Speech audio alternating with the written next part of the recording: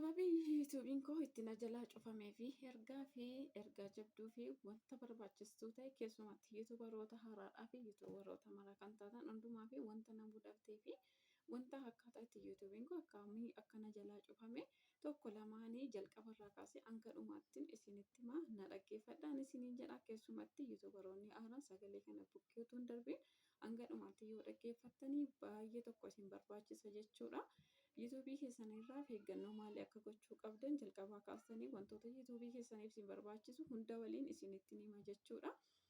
Eshi nagaa faraada jaalalli waaqayyo isiniif haa baay'atu. Hordoftoota chaanaalii laliyyatu akkam jirtu nagaa keessanii nagaadha. Galanni waaqayyoodhaaf haa ta'u jedhan isiniin jedha. Baay'een keessan egaa yuutuubiin keenya guddaan maal ta'e maaltu jallaa ta'e maaltu si mudate maaltu jira jettanii baay'een keessan kan na gaafattan obboloota baay'eetu jirtu jechuudha. Anis yuutuubiin koo maal akka ta'ee fi maaliif akkana jalaa cufame akkasuma beeksisni irra na jalaa ka'ee na deebi'uu didee isinitti hima jechuudha. Garuu gara fuulduraatti wanta beeku hin qaban deebi'aa san deebi'uu isaanis wanta beeku hin qabu jechuudha.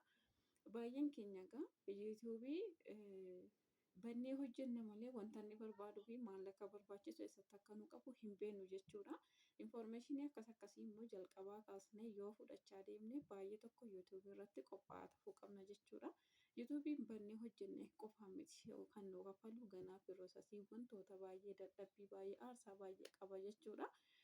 Wantoota kanatu qopheeffatin immoo yuutuubiitti callisnee dadhabuun baay'ee tokko ulfaata jechuudha. Dadhabbiin keessan akkasin jalaan bannee fi aarsaa guddaa kan waggaa dheeraatti kaffaltan akkasin jalaan tabalaashofne dursitanii wanta kana beekuu fi beekuu qabdu. Anis immoo dadhabbii keessan akkasin hin dhabnee fi akka koo kana akka hin taane anarraa baradhaa jedhee wantoota kana isinitti himuu fi har'a dirqameen jira jechuudha. Gaaffiin baay'eenis waan na ka'aa turee fi jalqabumaa kaasee yuutuubii akkuma nama tokko jechuudha. Dhugaa dubbachuuf ani waa'ee yuutuubii fi waa'ee yuutuubii gara yuutuubii eeggannu hin bare waan hundumayyuu gara sana eegga dhufnee barra jechuudha. yuutuubiin koo mudannoo maaliitiin amma beeksisanirraa kaasee na deebisuu didee amma kana ga'ee sababii jiruu fi jalqabaa kaasee isinitti hima jechuudha. yuutuubiin gaafa banannee jennu zimmennee miti hojjennee dafqinee sa'aatii isaa guunnee garamoonni gaafa geenyu ganaa piroosasii baay'ee nu gaafata jechuudha. Wanta baay'ee nu gaafata wantoota sanarratti jalqaba sirriitti qophaa'uu qabna jechuudha. Inni anis immoo yuutuubii koo eeggan banadhee aarsaa hedduu irratti kaffalee sa'aatii isaa eeggan guuttadhee booddee gara moonitaayizeeshinii guutuu isaatti nan dhufe jechuudha. Moonitaayizeeshinii isaa guutuu eeggan dhufe paaspoortiin koo dhumaa ture. Paaspoortiin koo dhumaa ture keessumatti obboloonni biyya arabaa jiran baay'ee rakkattu waan akkasii irratti paaspoortiin keessan hin haaromsanne yoo ta'e wanti hin qabdan yoo ta'e kan namaatiin yoo guuttan rakkoo baay'ee uumaa deema jechuudha. Paaspoortiin koo dhumataa waan ta'eef kan obboleettii koo tokkoon hin guuttadhee ture jechuudha. Moonitaayizeeshinii yeroo guute kan maqaa kan paaspoortii isheetiin gasheen ture.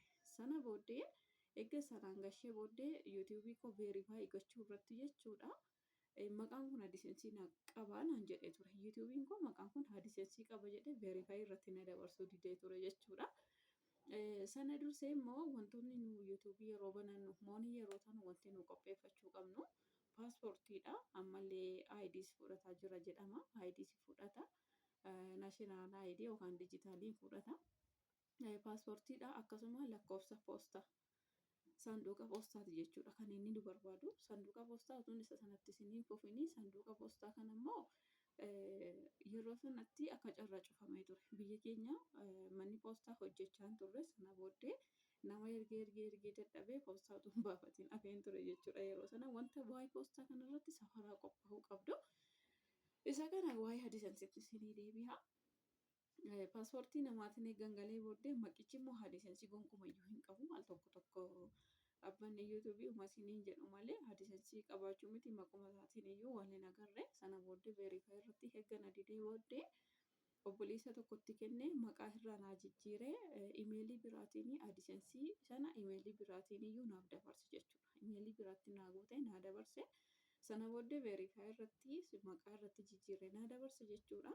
Imeeliin adisensiin irra jiruu fi yuutuubiin koo irra jiru adda adda ture jechuudha. Sana booddee qarshii inni imeelii isa yuutuubiin irra jiru lakkaa'aa ture achuma irratti hafee sana booda adisensii isa imeelii kan biraa irratti lakkaa'aa ture jechuudha. Isa lammaffaa ittiin adisensiin sun guutameen jechuudha. Kanumarra futuu jiru ani gara Birjaan gale. Yuutuubiin koo kana keessa futuu jiru. Ala sana immoo mana poostaatii intinii dhabeen ture. Poostaan cufamee ture. Yeroo sanatti hin jenneere sa'aatii keessan eegga guuttanii immoo yuutuubii keessan daftanii moonii gochuu qabdu malee tursuu hin qabdan. Yoo tursitanis wanta tokko isinitti himuu danda'a. Sana booddee jechuudha. Sana booddee obboleessi tokko kan ekispaardii ta'e poostaa lakkoofsa saanduqa poostaa kan hojjetaa hin jirre itti naa guutee ture. Ala sana torbee sadiin eennee gaafanna jedhee itti naa guutee ture. Sana keessatti ani immoo biyyan gale jechuudha. Gaafan biyya galu baadiyyaa waan hin galee fi neetwoorkiin hin jiru. Ani immoo karoora biraas duratti qaqqabee waan hin jiruu fi karaan seenee hordofee jechuudha. Torbee sadiin piinii sana gaafadhu nan dhabe jechuudha. Argitanii ani galuu kootii fi moonii guutuunii fi sun walitti dhufuun tokko ta'e jechuudha. Gaafan kana neetwoorkiin hin jiru. Karaan deddeebisee gaafadhu nan dhabe. Obboleessa sanas immoo bilbilli isaa akka carraa ta'ee na dide. Sana booddee bakka ala sana beeksisni irraan kaanee hirrayyuu jira ture. Irra jira ture jechuudha. Sana booddee eeggan ol deebi'ee torbee sadiin piinii gaafachaan ture. Piinii gaafachaan ture. Piinii yeroon gaafachaa turu achiin booddee na hayyamee ture jechuudha. Piinii akkan guutadhu torbee sadiin gaafadhaa ture akkan guutadhu na hayyamee ture. Sana booddee adisensii inni doolaara 10 hin guunne adisensii imeela isaa adisensiin amma irratti guutame irratti immoo yuutuubiin koo irratti qarshiin doolaara 10 hin guunne ture jechuudha. Sana booddee duraas irratti doolaara 10 guuttu malee piinii guutuu hin dandeessu jedhee iddoo foormii itti guutan naa banuu dide jechuudha. Iddoo foormii banuu dide. Sana booddee utuma isa foormii banuu didee jiru jechuudha. Bakka itti yuutuubiin koo sirriitti socho'aa jirutti jechuudha. Yuutuubiin koo kan mudate jechuudha. Utuu lakkaa'aa jiru. Sana booddee amma sana gidduutti jechuudha beeksisa sanarraa kaase. Beeksisa sanarraa kaasa taanaan immoo karaatti doolaara sana guuttanuu qabdanu jechuudha. Doolaalli koo guutuudhaaf bocoota hafee ture. Foormii naa banuu didee beeksisa sanarraa kaasee karaan itti guutuu nan dhabe. Sana booddee akka kanatti hin jira jechuudha. Haala kanaan jira.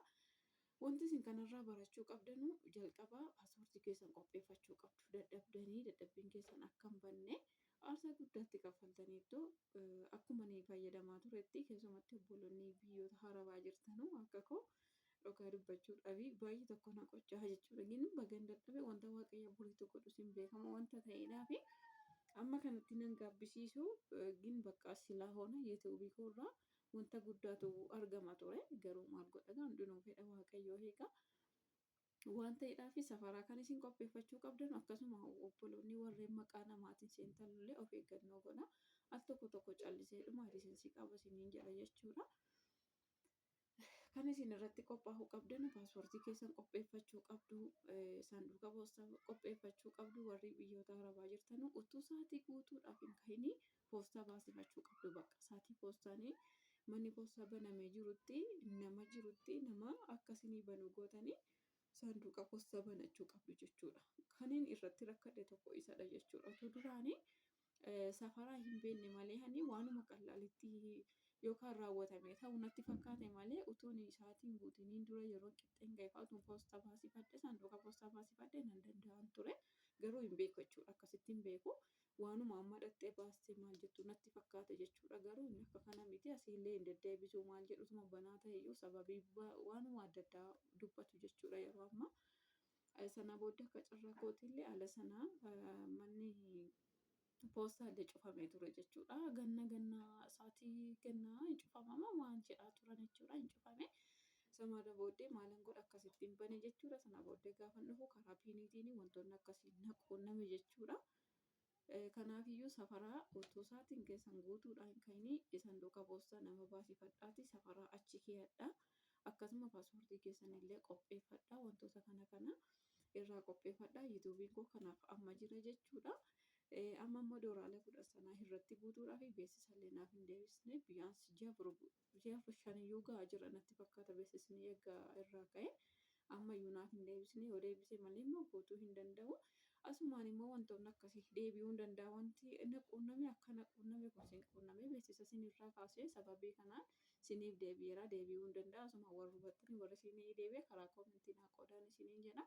Kanaafiyyuu utuu calleessanii hin dadhabini safaraa jechuudha. Yuutuubii keessan irratti qophaa'aa keessumatti yuutuubaroota haaraa warri taatanii nan beekaa biyyoota arabaa keessa gaafa jirru wanti baay'ee nu rakkisaa haalli paaspoortiitti kaafannu haalli paaspoortiitti fudhannu wantoonni akkasii nu rakkisaa. Kanaafiyyuu wantoota akkasii irratti safaraa qophaa'aa yuutuubii keessanii sirreeffachaa deemaan isiniin jedha. Akka kun akka hin taane anarraas baradha. Wanti hundumtuu sin barsiisa inni darbeera garuu gara isa dhufuutti baay'ee tokko sin jabeessa sin barsiisa. Yuutuubii keessa dadhabbii baay'eetti dadhabdanii aarsaa guddaa irratti kaffaltanii immoo gaafa inni sin jalaa miidhamu jechuudha. Isamma hojjetaa jirtan irratti humna godhattanii hojjettan baay'ee sin jibbisiisa jechuudha. Gara abdii kutannaatti deemtu. Abdii kutachuun immoo hin ta'u dhugaa ani chaanaalii koo kanarratti hojjechuuf illee bakka jiramti mogolee dhabuun tokko akka kana wayiin ta'ee ture jechuudha. Bakka dhiisuufis ka'e immoo abdii kutachuun hin barbaachisu. Sanas waaqayyotu godhe kanas immoo waaqayyotu godha wanta ta'eedhaaf abdiin kutadha osoo hin taane socho'uun qaba jedhee waan deeme. Garuu immoo waaqayyo irraa immoo abdiin qaba jechuudha. Yuutuubiin koo akkanaaf deebi'u jechuudha. Kanaafiyyuu obboloonni yuutuubiin koo isin bira jiru naaf sirreessaa jajjabaadhaa isiniin jedha. Sana booddee ani egaa akkas ta'e obboleessi tokko hin deebi'a rakkoo hin qabu kun koo hin deebi'a naan jedhee jennaani isatu yuutuubii koo kana intinii naa jechaa jira jechuudha naaf sirreessaa jira. Deebi'ee isaa dhiisee isaa garuu ani waan hin beeku hin qabu infoormeeshinii akkasii hin qabu waan hin ta'eedhaaf kan inni viidiyoo kana hojjedhee fi isinirraa baradha boriitu akka hin kufne.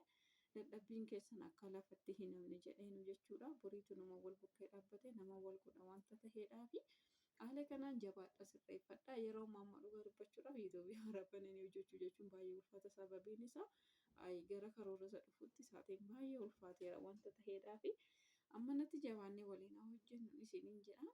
Kanaafiyyuu wanti na quunname kun akka isin hin qaqqabnee fi yuutuubii keessaniif safaraa qophaa'aa ta'uu qabdu jechuudha. Yuutuubii jechuun akka qonnaan bulaa tokkooti jechuudha. Qonnaan bulaan gaafa ganni dhufuu jedhu meeshaa qotiisa isaa hundumaa gara bonaa qopheeffateeyyuu gara qonnaatti dhufa jechuudha. Kana natti fakkaata jechuudha. Maaliif yuutuubii hojjetama akkas gaafa jennu waanuma salphaa nutti fakkaata. Warra keessa geenye hojjechaa jirrutu beekna malee waan inni barbaadu aarsaa inni nama kaffalchiisu nu beeka malee namni beeku hin jiru.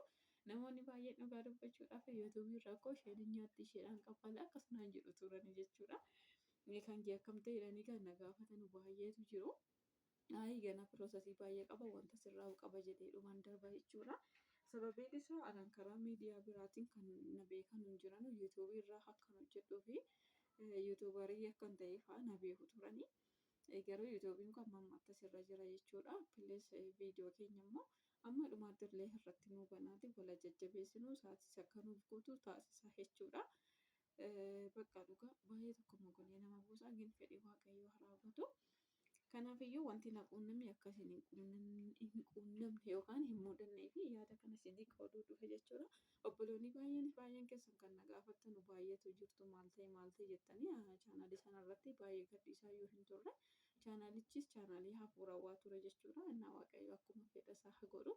In tura hin bula malee wanti hin deebine wanti hin dhufne immoo hin jiru. Waaqayyoon biraa wanti ta'e immoo wanti hin taane hin jiru.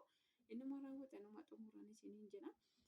Kanaafiyyuu haala kanaan daddafaati qophaa'ee yuutuubii keessan hojjedhaa malee akka dadhabbiin keessan lafatti hin banne of godhaa abdii kutinaa jabaadhaa hojjedhaa. Isiniin jedha obboloota koo viidiyoon koo irraa kana fakkaata jechuudha. Waan walitti ibsaniif guddaa galatoomaa waaqayyo isin faana ta'u nagaa naaf ta'a. Baay'ee.